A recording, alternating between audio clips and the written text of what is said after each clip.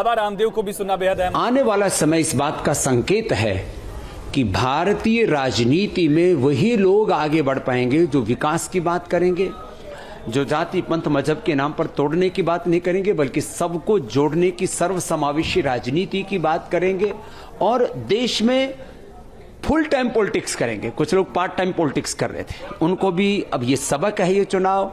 और इसके साथ साथ जो है क्षेत्रीय दलों के लिए भी एक सबक है, जो परिवार पर आधारित पार्टियां उनके लिए भी एक सबक है। और कुछ लोगों ने कुछ जातियों को, कुछ मत पंथों को अपना गुलाम समझ लिया था, तो अब ये सारे तिलिस्म टूट गए हैं।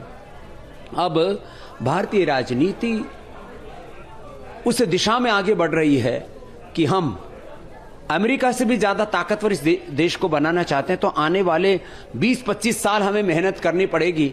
नहीं तो कोई कमजोर राष्ट्र होता है, उसकी क्या हालात होती है, क्या हश्र होता है। हमने यूक्रेन और रसिया में कि युद्ध में देख लिया है। इसलिए भारत अब विजयी होगा और भारतीयता की, राष्ट्रीयता के साथ में, संस्कृति मूलक समृद्धि के साथ में, जो सबको साथ में लेकर के आगे बढ़ेगा वो विजयी बनेगा। और जहां तक मोदी जी का नेतृत्व का प्रश्न है, राष्ट्रीय पलक पर मोदी जी के सामने सारे नेता बोने नजर आते हैं। ये एक विपक्षी दलों के लिए एक बहुत बड़ा संकट, उनके लिए बहुत बड़ी चुनौती, उनके लिए क्राइसिस है। और इसलिए राष्ट्रीय परिप्रेक्ष्य में अब लोग देखते हैं तो मोदी जी के सामने कोई दूसरा चेहरा और चरित्र, नेतृत्व उनको नजर नहीं आता। और राष्ट्रीय नहीं, अब वैश्विक परिप्रेक्ष्य में मोदी जी को लोग देखने लगे हैं। और जिस तरह से मोदी जी, योगी जी, अमित शाह जी, नड्डा जी और ये लोग मेहनत किए हैं, तो मैं जो एक शब्द बोला करता हूं, पुरुषार्थ की पराकाष्ठा का यह विजय गीत है। जिस तरह से इस बार चुनावों के परिणाम सामने आ रहे हैं। और जैसे उत्तर प्रदेश में चाहे पूर्वांचल की बात हो या फिर पश्चिमी उत्तर प्रदेश की बात हो, बुंदेलखंड की बात हो, लगभग हर जगह से है।